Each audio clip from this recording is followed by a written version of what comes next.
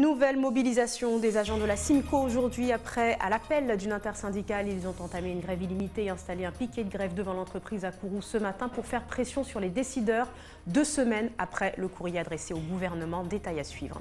Bientôt de nouvelles élections à la Chambre des métiers et de l'artisanat. La Cour d'appel de Bordeaux a tranché en début de semaine. Le scrutin de novembre dernier est annulé. Le président se dit confiant et n'envisage aucun pourvoi en cassation. Et puis nous irons au collège Gérard Holder ce soir. La classe de musique assistée par ordinateur poursuit son projet pluridisciplinaire de formation artistique depuis le début de l'année. 25 élèves en font partie. Découverte à suivre. Mesdames et messieurs, bonsoir. Toujours aucune réponse après le débrayage du 17 mai et le courrier du 29 mai adressé à la ministre des Outre-mer.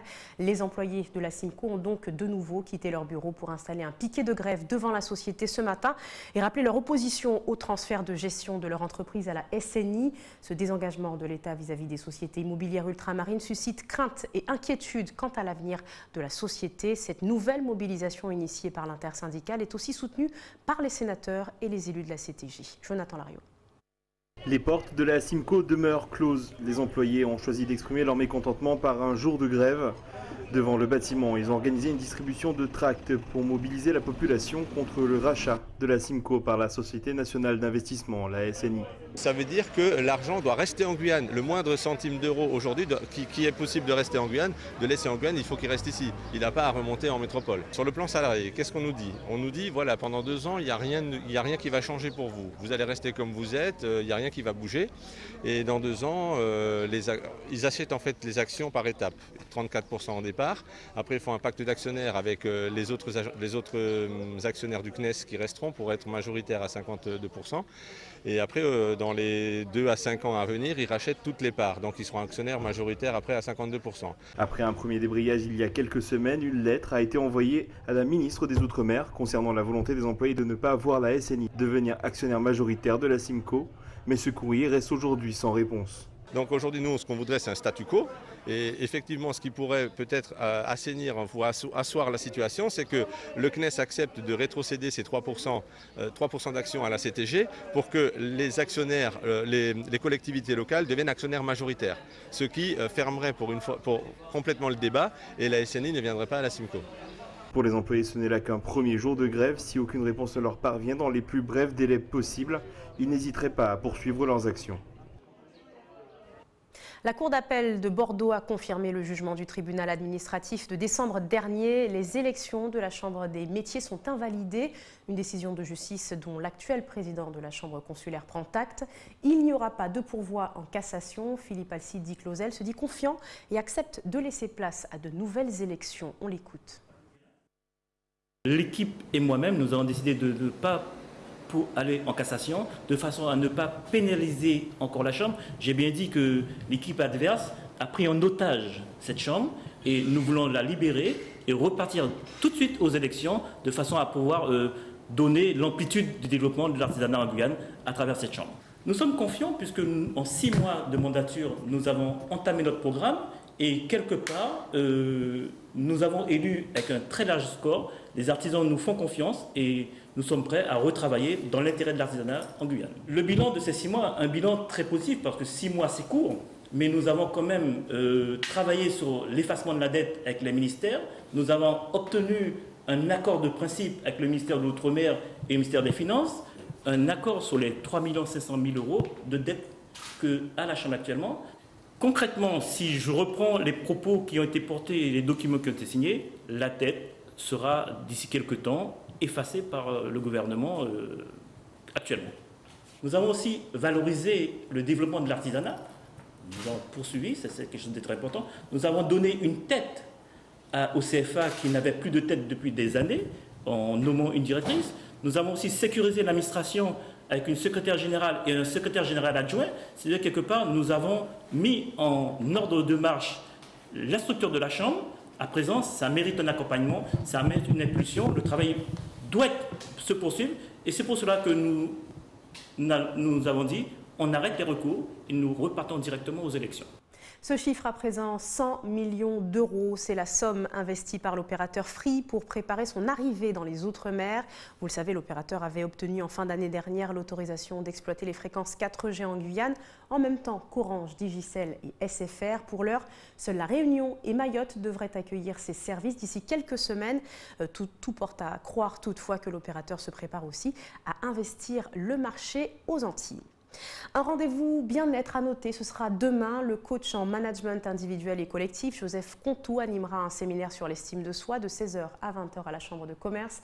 L'occasion d'en apprendre plus sur les vastes capacités du cerveau humain, le pouvoir de l'autodétermination, mais aussi redonner confiance, aider à surmonter les peurs, exploiter son potentiel.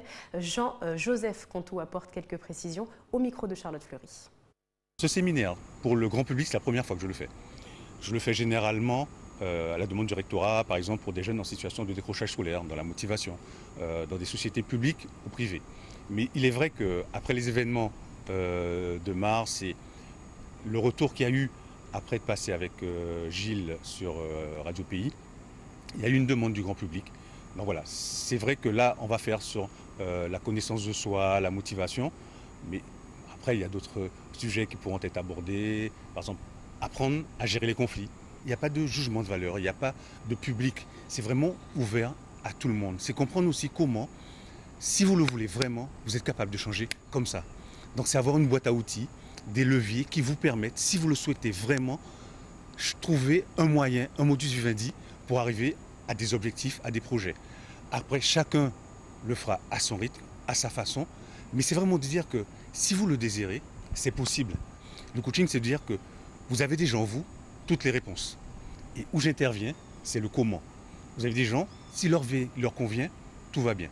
Mais à partir du moment où vous avez envie, vous aspirez à autre chose, vous avez envie de faire autre chose et que vous êtes bloqué, ce qui vous manque, c'est le comment.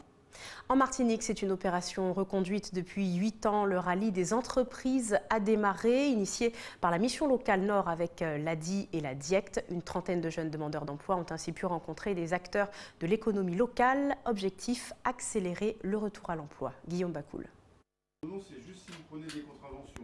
C'est peut-être le tout premier contrat de leur carrière à venir. Entre anxiété et impatience, ces jeunes de la mission locale Nord reçoivent les clés des véhicules qui leur serviront pour un rallye un peu particulier. Alan, bonne journée. Merci. Après quelques formalités, ils vont sillonner l'île accompagnés d'un conseiller à la découverte de plus de 20 entreprises et de leurs réalités, à commencer par ce concessionnaire lamantinois, partenaire de l'opération depuis ses débuts. Pour le moment ça va, puisque nous sommes entourés de jeunes, on sera en équipe donc ça va bien se passer, il n'y a pas de pression. En fait, j'espère sortir de ce rallye avec beaucoup d'opportunités d'embauche et tout, pour mon avenir surtout. Parce que le fait de voir l'atelier comme ça rebooste encore plus sa motivation. Ça fait partie, on va dire, de nos gènes d'essayer d'aider cette jeunesse martiniquaise à sortir par le haut. Et donc la mission locale est vraiment à des initiatives qui sont intéressantes et on est heureux de pouvoir accompagner ces initiatives à la fois par le prêt de véhicules et par l'accueil de ces jeunes pour leur expliquer le fonctionnement de l'entreprise et essayer de partager nos valeurs.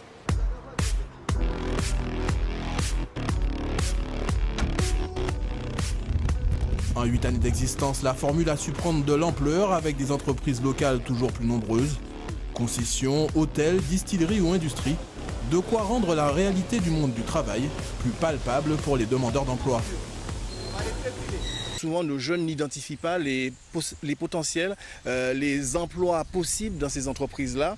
Et l'idée de ce rallye, c'est justement de les amener à parcourir l'ensemble du territoire, d'être au volant du véhicule, on l'a vu. Nos jeunes ont pris les véhicules, ont conduit. Et c'est vraiment créer une espèce d'initiation pour ce jeune-là. Faire en sorte que demain, ils comprennent qu'en mission locale, en action mission locale, il faudra qu'il prenne sa voiture, qu'il aille devant les entreprises, qu'il aille régulièrement voir les entreprises et quel que soit le territoire, le nord, le sud, le centre. Au fil de la journée, le message semble intégré. Certains jeunes ont même tapé dans l'œil d'employeurs potentiels. J'ai fait un stage en Australie pendant 6 mois dans une entreprise de location de camping-car. C'est top ça. Dans la partie justement vente et... Ouais.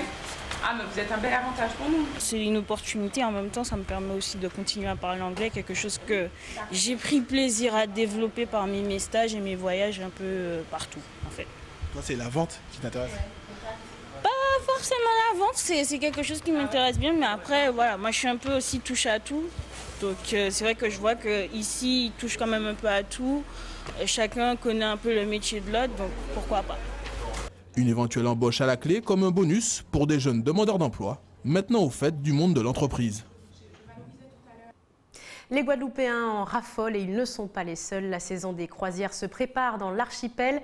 Mais quelles sont les offres du marché? Comment s'y prendre? Voici quelques éléments de réponse avec Linda Kayarsi d'ATV Guadeloupe.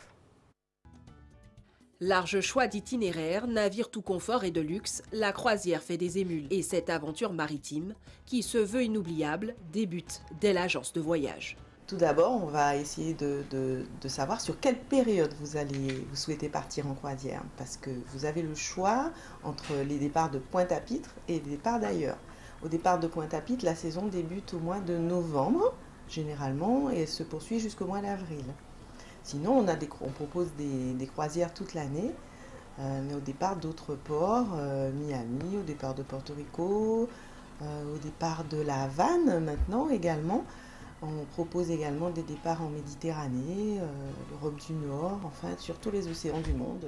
Il existe plusieurs compagnies de croisière et donc plus facile de trouver son bonheur chez les spécialistes qui regroupent toutes les offres. Certains vont privilégier le navire, la vie à bord, le service à bord, et d'autres vont privilégier les circuits. Alors, si vous connaissez, vous avez déjà fait par exemple 2 ou 3 circuits dans la Caraïbe, 3 croisières dans la Caraïbe, les circuits se ressemblent, vous aurez envie de partir d'ailleurs pour connaître d'autres destinations, d'autres ports. Voilà. Et puis certaines compagnies proposent des services qui sont un petit peu différents, de très très gros navires, de très très beaux navires qui sortent tous les ans. On a quasiment 2-3 navires extraordinaires qui sortent tous les ans et nos compatriotes aiment les découvrir également. Bien entendu, le sentiment de liberté en pleine mer a un coût, mais reste cependant de plus en plus accessible. Les tarifs sont très attractifs. Pour une famille de 4 personnes sur de la basse saison, par exemple, on débute à moins de 500 € par personne. Les forfaits de séjour à bord sont inclus, les forfaits boissons, la croisière en pension complète au départ de Pointe-à-Pitre. Pour les enfants de moins de 18 ans, on est à moins de 150 €. Donc on réalise que avec un budget de 1000, 1200, 1300 €, si on s'y prend à l'avance, arrivé le jour du départ, mais on n'a que les dépenses pour des visites, pour des excursions, pour son shopping. Selon un sondage réalisé par Calistat en avril 2016, près de 99 000 Guadeloupéens auraient embarqué sur un bateau de croisière au cours des 5 dernières années. Près de 8 personnes sur 10 envisagent de partir en croisière dans le futur. Carnaval, sport et histoire d'amour, c'est ainsi que l'on pourrait résumer le premier roman de la journaliste Catherine Lama. De peur que la vie ne lui échappe, paraît aux éditions Orphie et fait partie des ouvrages présentés dans la dernière rencontre Lire et aimer lire qui s'est tenue hier soir à la mairie de Cayenne. Un événement organisé depuis 4 ans par l'Alliance française de Guyane et qui consacre 2 mercredis soirs par mois aux auteurs locaux. Ayodele Germain. 20, 30, 40 km/h. Héloïse fonce à vélo. Rien ne l'arrête. 3, 4, 5 heures du matin. Héloïse danse à perdre haleine, de peur que la vie ne lui échappe. Voici quelques lignes du premier ouvrage de l'auteure Catherine Lama. Partie d'idées jetées sur un brouillon au fil des années, c'est lors d'un atelier d'écriture qu'elle a le déclic d'en faire un roman. C'est une histoire un peu singulière dans le sens où il n'était pas prévu que j'en fasse un livre. J'ai participé à un atelier d'écriture et la personne qui menait cet atelier a été intéressée par cette histoire et m'a proposé de l'éditer. J'ai accepté. Héloïse, qui est le personnage central du roman, pratique le vélo. Et sur le vélo, quand elle fait du vélo, elle croise des personnes et elle va croiser comme ça une personne qu'elle va retrouver pendant le carnaval chez Nana. Et de là, l'histoire s'égrène. Depuis 4 ans, l'Alliance française organise à l'hôtel de ville de Cayenne des ateliers Lire et aimer lire. 2 ou 3 auteurs sont à l'honneur dans le mois. Edith Serrotte, Berthola John et maintenant Catherine Lama. Un concept qui plaît à cette lectrice. Ça va remuer mes méninges, oui, clairement. dans le rapport à la danse, à la musique, au corps, au sport et à la culture guyanaise et puis de façon plus générale, la vie. Voilà, le sens qu'on veut donner à la vie, notamment avec le titre qui n'a pas forcément de rapport avec l'histoire carnavalesque. Seul bémol, le manque d'engouement du public guyanais. Nous sommes parfois un peu, victimes de la concurrence, dans le sens où lorsqu'il se passe quelque chose d'autre d'important à la même heure, c'est là que notre public devient beaucoup plus maigre, clairsemé. Voilà. Et en fait, c'est plutôt ça. Je crois qu'il y a ici à Cayenne et dans l'île de Cayenne plus largement des personnes tout à fait réceptives à notre initiative. Mais après, évidemment, si au même moment il y a autre chose, eh bien, ça a de l'effet. Catherine Lama sera présente au Salon du Livre de Cayenne du 22 au 25 octobre. De peur que la vie ne lui échappe, est disponible dans toutes les librairies guyanaises. Parmi eux se cachent peut-être de futurs grands artistes. En tout cas, pour l'instant, ces collégiens sont encore au stade des cours. Prise de son, mixage ou programmation, tout un système étudié depuis le début de l'année par 25 élèves du collège Gérard Holder, encadrés par leurs professeurs de musique et d'anglais. Ces élèves en classe spécialisée travaillent sur un projet de musique assistée par ordinateur qui les poursuivra jusqu'au brevet. Charlotte Fleury est partie à leur rencontre. Dans cette salle de classe, pas de cahiers ni stylos, mais plutôt claviers et casques. Les élèves de 5e de la section CHAM du collège Gérard Holder assistent à leur cours de MAO, la musique assistée par ordinateur. Ils sont accompagnés par 2 enseignants, initiateurs du projet. La MAO, c'est une discipline qui était justement au départ qui vient des pays anglo-saxons et qui regroupe un peu tout ce qu'on fait quand on est dans un studio d'enregistrement, à savoir la prise de son, la programmation MIDI, le mixage et le mastering éventuellement par la suite. Donc ce sont des enfants qui sont déjà musiciens ou apprentis musiciens qui en tous les cas ont déjà une oreille, ils pratiquent un instrument, ils s'y connaissent un minimum en solfège, ils ont leur base et donc c'est beaucoup plus facile de leur expliquer comment rentrer une ligne de basse, une guitare, un piano, etc. En plus de leur enseignement normal et de leur cours de musique, ces 25 élèves suivent donc ce cours de 2 heures chaque semaine afin de mener à bien ce projet interdisciplinaire. C'est un projet qui nous est venu tout simplement parce qu'on a ces temps-ci avec les nouvelles réformes, on doit travailler en interdisciplinarité autant que possible. Et donc là, l'interdisciplinarité anglais, parce que c'est une discipline anglo-saxonne au départ, et la musique qui est une évidence. Le but du projet au départ, c'était de les familiariser avec justement le domaine du studio, de l'enregistrement. Mais la finalité reste quand même qu'ils puissent justement enregistrer en 3e. C'est un projet qui est en 3 ans, ils sont en 5e. Et à la fin de la 3e, on a bon espoir qu'ils arrivent à produire justement une œuvre. Alors ce sera soit un morceau, soit une compilation, on verra en fonction de la créativité de certains. Et l'objectif, c'est justement qu'ils sachent déjà, puisque certains se destinent à des métiers de la musique, qu'ils aient déjà testé ce genre de discipline. Durant 3 ans, ces élèves perfectionneront leur niveau dans cette nouvelle discipline et découvriront donc l'univers d'un studio d'enregistrement. L'objectif pour la fin de la 3e, la production d'une œuvre. C'était un projet qui me tenait à cœur parce que je trouve que ça valorise aussi les élèves. Il faut trouver un moyen de les motiver parce que l'école, parfois, c'est pas forcément leur tasse de thé. Bon, cette classe-là, c'est pas trop le cas. En général, on a quand même de très bons élèves. Mais on aimerait justement ouvrir ce projet à d'autres classes pour familiariser les élèves à ce genre de discipline. Et on manipule quand même l'anglais, on manipule un peu de la musique, mais aussi du français, des maths, de la physique et les outils informatiques. Donc je trouve que c'est quand même assez complet comme discipline. Une première pour ce projet qui devrait se renouveler par la suite, l'occasion pour des jeunes, musiciens ou non, de découvrir cette nouvelle discipline. Ainsi s'achève cette édition. Je vous rappelle l'essentiel à retenir ce soir avec la nouvelle mobilisation des agents de la Simco. Aujourd'hui, à l'appel d'une intersyndicale, ils ont entamé une grève illimitée et installé un piquet de grève à l'entrée de l'entreprise à Kourou ce matin pour faire pression sur les décideurs 2 semaines après leur courrier adressé au gouvernement. Bientôt, 2 nouvelles élections à la Chambre des métiers et de l'artisanat. La Cour d'appel de Bordeaux a tranché en début de semaine. Le scrutin de novembre dernier est annulé. Le président se dit confiant et n'envisage pas de pourvoi en cassation.